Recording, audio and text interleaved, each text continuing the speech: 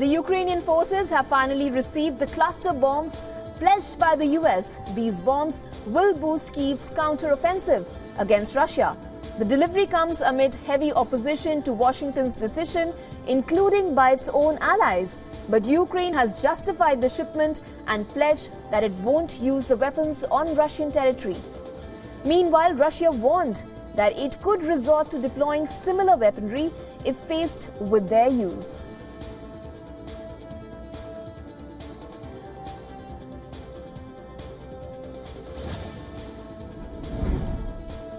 Russian President Vladimir Putin once again warned that Moscow may soon withdraw from the Black Sea grain deal unless its demands are met. Putin said United Nations had so far failed to come up with a satisfactory solution to the issue. A Kremlin spokesman later clarified that Russia had not taken a final decision on whether to exit the grain deal. However, EU President Ursula von der Leyen urged Russia to prolong the deal.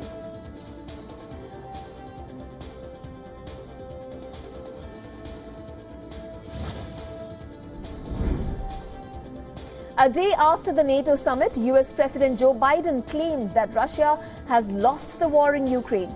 Biden's comments came during a meeting with the President of the Republic of Finland in Helsinki on Thursday. The visit was made as part of the US Nordic summit. The US President also says he's serious about pursuing a prisoner exchange for a Wall Street Journal reporter who has been detained in Russia for more than 100 days. He added that process for the same is underway.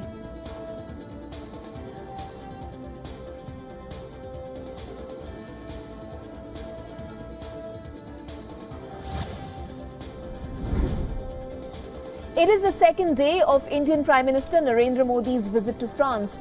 A host of events are lined up for PM Modi. These include signing some key agreements and attending the Bastille Day celebrations.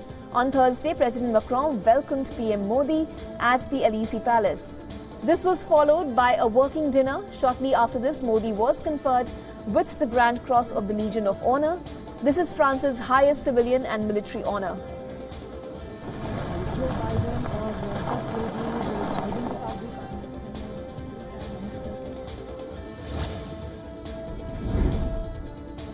Foreign ministers of 24 countries are meeting in Indonesia as part of the annual security meeting of the Association of Southeast Asian Nations. Indonesian President Joko Widodo delivered the opening remarks, saying that the gathering aimed to seek solutions rather than exacerbate regional and global problems. Meanwhile, foreign ministers reiterated condemnation of violence in Myanmar. Indonesia urged the group's ministers to remain united in tackling the escalating violence. ASEAN's top diplomats condemned continued acts of violence, including airstrikes, artillery shelling, and destruction of public facilities.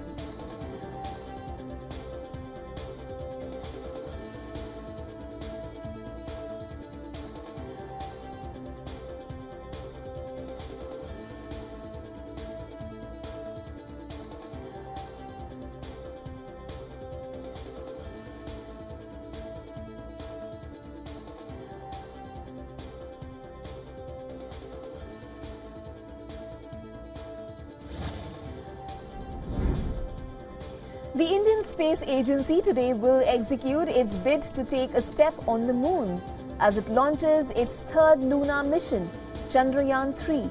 With the countdown already started, Chandrayaan-3 is set to be launched today at 2:35 p.m. Indian Standard Time.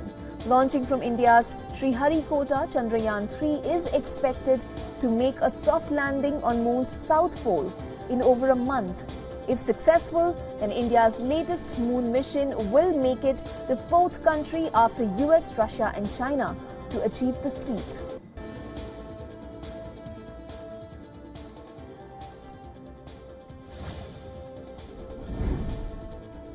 US Secretary of State Antony Blinken met top Chinese diplomat Wang Yi on the sidelines of ASEAN meetings in Indonesia's capital. According to reports, both the diplomats had candid and constructive discussions on a range of bilateral, regional and global issues. efforts to stabilize the relationship between the world's two biggest economies have intensified in recent months.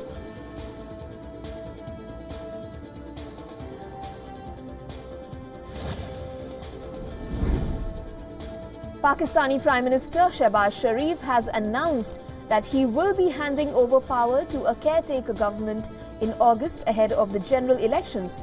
In a televised address to the nation, Sharif also said his government has cleared the landmine spread in the way of Pakistan's interests by former Prime Minister Imran Khan. Under the Constitution of Pakistan, general elections must be held under the supervision of a neutral caretaker government, so that a level playing field is available to all political parties. It is so far not clear who would be the caretaker Prime Minister, but political parties are having consultations to appoint one with consensus.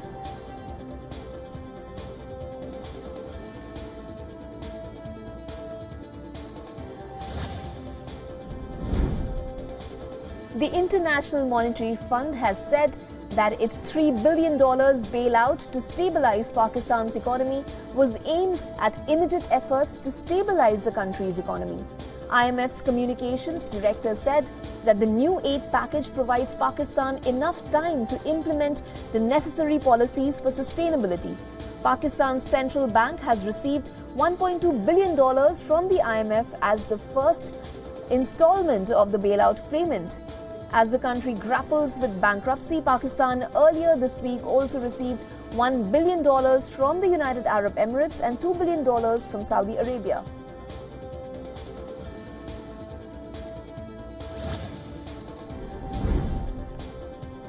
Meanwhile, Canada has unfrozen talks with Turkey on lifting export controls on drone parts.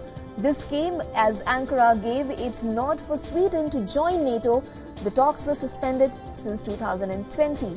It had found that the equipment was used by Azerbaijan's forces fighting Armenia in the enclave of Nagorno. However, as per a statement from Canadian Prime Minister Justin Trudeau's office, those export controls, which were imposed for important reasons, will remain in place.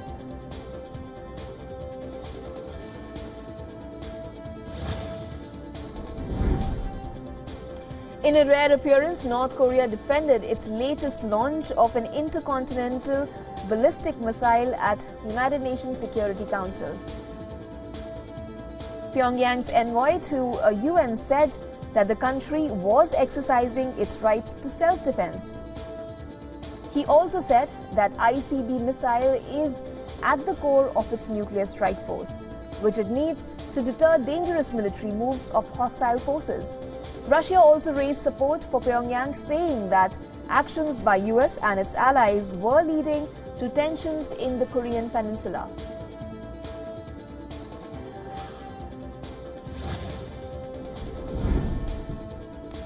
US federal regulators approved the first over-the-counter pill, birth control pill in fact. This is a milestone in decades-long efforts to make oral contraceptives easier to obtain. The approval of the OPIL comes 6 decades after daily birth control pills were introduced in the United States. With this, the US will join about 100 other nations that allow the sale of non-prescription birth control pills. Health experts have pushed for a non-prescription pill for years. The campaign took on new urgency after the US Supreme Court struck down the right to abortion established by Roe versus Wade.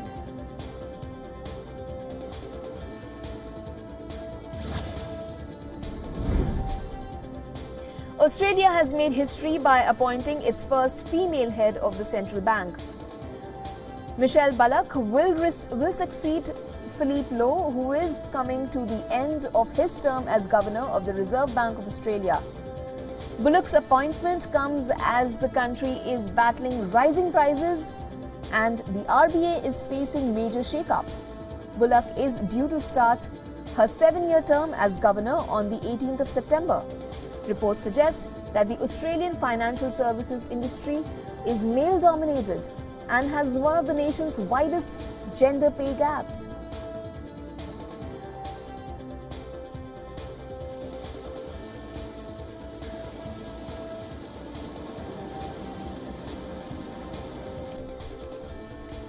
Congratulations. Thank you very much. Good work. It's an outstanding appointment. On the government, so thank you very much.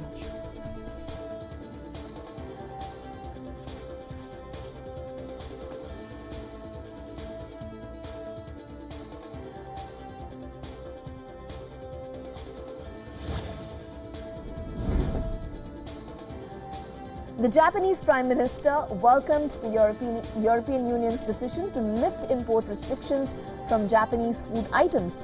The restrictions were first imposed after the 2011 Fukushima nuclear plant accident. Recently, the International Atomic Energy Agency approved Japan's plan to release the treated water from the damaged plant into the Pacific. Concerns over the plant's safety sprouted in Seoul and Beijing. The European Union and Tokyo also made an agreement to cooperate on critical minerals on Thursday.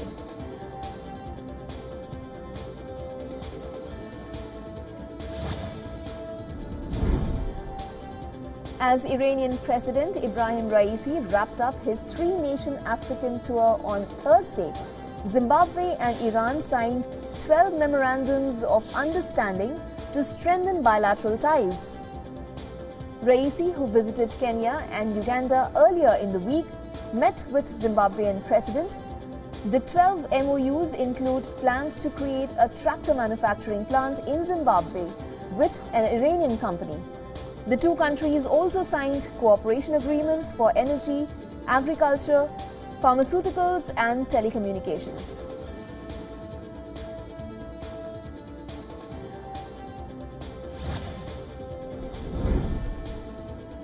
South Africa's former president, Jacob Zuma, is facing the threat of going to jail once again. South Africa's top court has upheld its earlier ruling, which mandates him to return to prison to complete his 15-month term for contempt of court. He was freed on medical parole just 2 months into his term. The ruling can send Zuma back to prison 2 years after his initial arrest sparked widespread protests that led to killings of at least 337 people.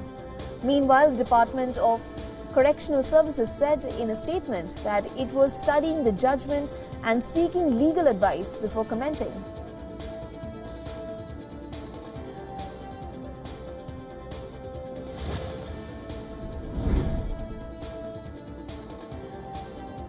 Colombia rejoiced victory on Thursday after UN's top court rejected Nicaragua's claim over the Caribbean Sea.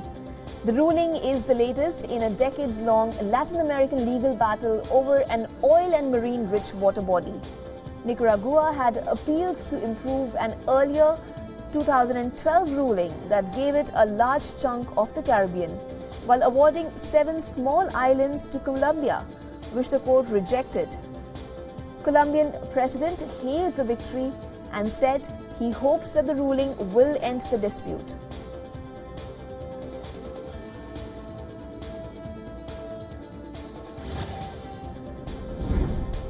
Hundreds were evacuated in the Indian capital of New Delhi as prolonged rainfall continued to raise the levels of adjoining river Yamuna. The iconic monument Red Fort too was flooded. People were seen wading through the flooded streets of the Indian capital as vehicles remained submerged in waters. All schools and colleges across the national capital have been shut till July 16. Local police has also imposed Section 144 as a precautionary measure in the flood-prone areas in the city.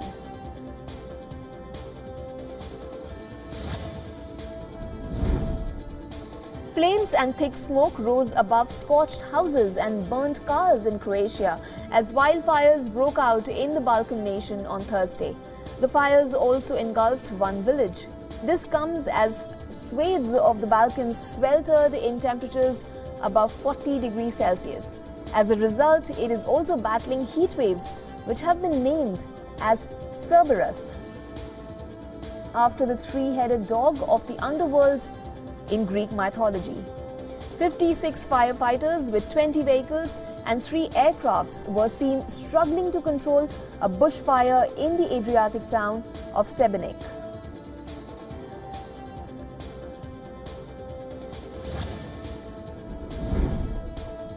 Southern Europe is sweltering under a fierce heat wave. Officials warned that temperatures could hit record highs in the continent this next week. This has also raised fears about the heat impact on human health, crops and animals. Weather alerts were in place across Spain's Canary Islands, Italy, Cyprus and Greece. With possible record-breaking temperatures coming in the next few days, Italy is the worst affected of all the countries. Temperatures are expected to reach as high as 48.8 degrees Celsius in the European nation.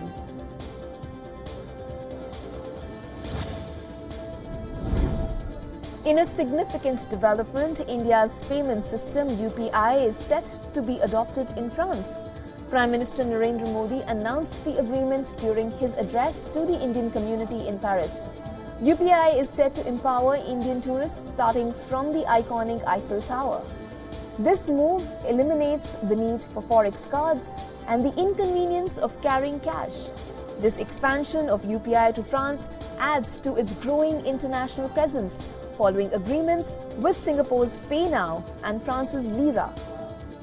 Further discussions are underway to extend UPI services to the US, other than European countries and West Asia.